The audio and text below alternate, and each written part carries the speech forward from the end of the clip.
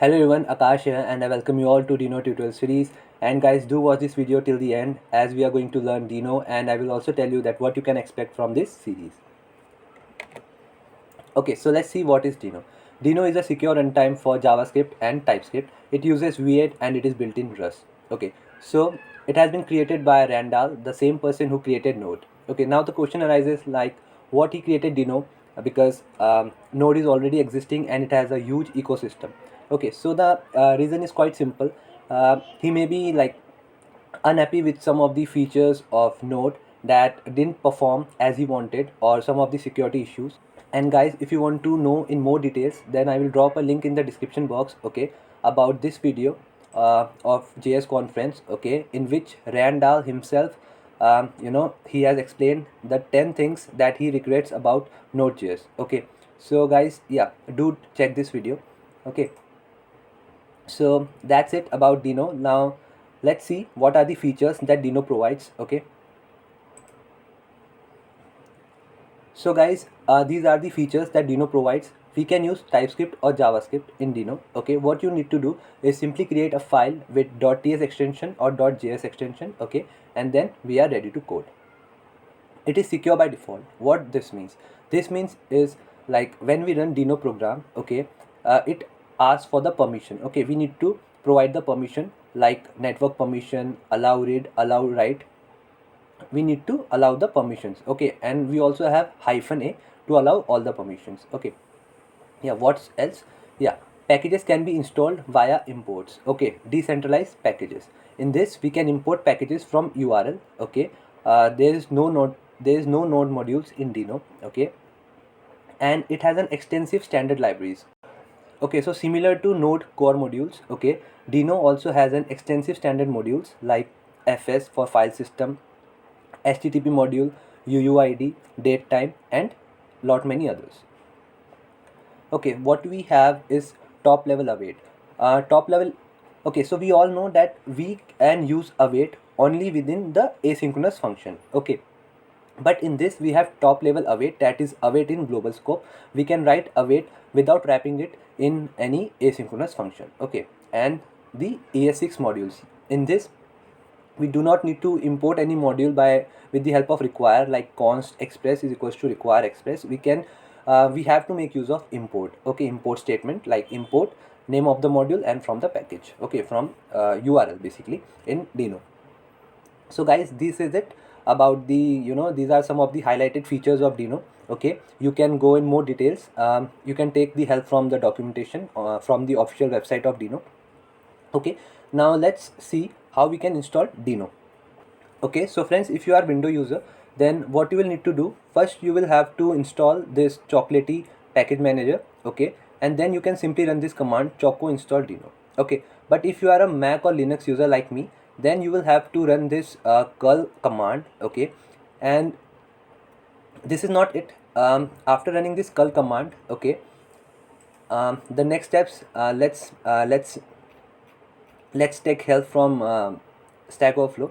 Okay, so once you run this command, okay, I can't show you because I have already installed Dino in my system. Okay, so once you run this curl command, then it will say that Dino was installed successfully to this path. Okay, and after that it will tell you to manually add the directory to your these two lines to your bash profile. Okay, so what you need to do, you need to run this command. Okay, sudo nano dot bash rc. Okay, and then it will open your bash profile and you need to add these two lines, the lines that it will give you after the installation. Okay, and once you are done with this, you simply need to save and exit from there. Okay, and now again you need to open the terminal and run this command. Okay, source bash rc. Okay, so now once we are done with the installation process, what we can do now, is simply type Dino. Okay, cool.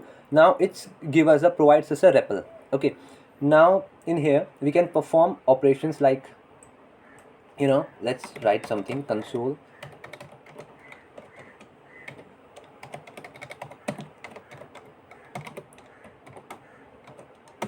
Okay, cool. So we can perform operations here also. Let's do something else. Okay, so as you can see, yeah, it's really cool. What else? Let's check the version of Dino.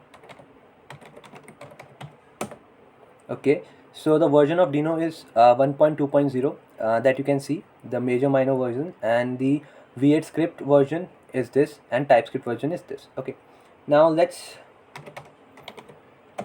run some other code that it provides. Okay, now let's try running a simple program.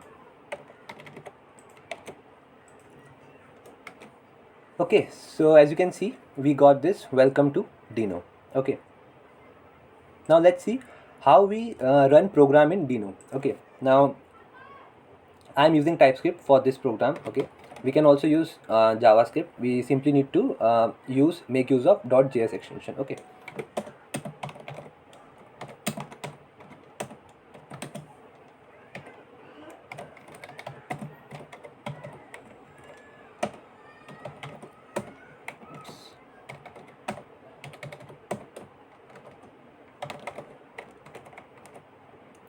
okay, so how we can run this? We simply need to write Dino.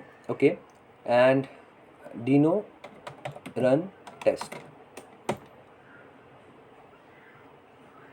Okay, so I guess we need to, okay, cool, so we need to give it full name like test.ts. Okay, and we got over here hello Dino.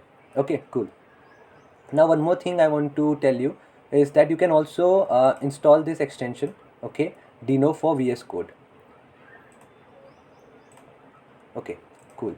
Now let's try giving here a number.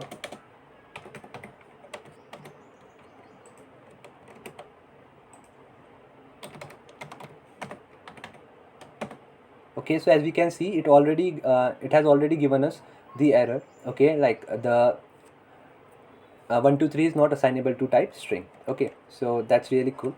Now let's also run a complex one.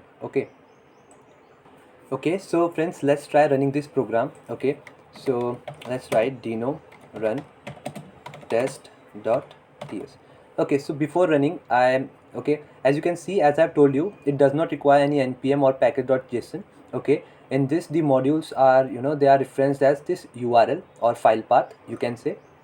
Okay, so here we are importing SER from HTTP standard library. Okay, that is provided to us from Dino, by Dino. Okay, so now let's try running this.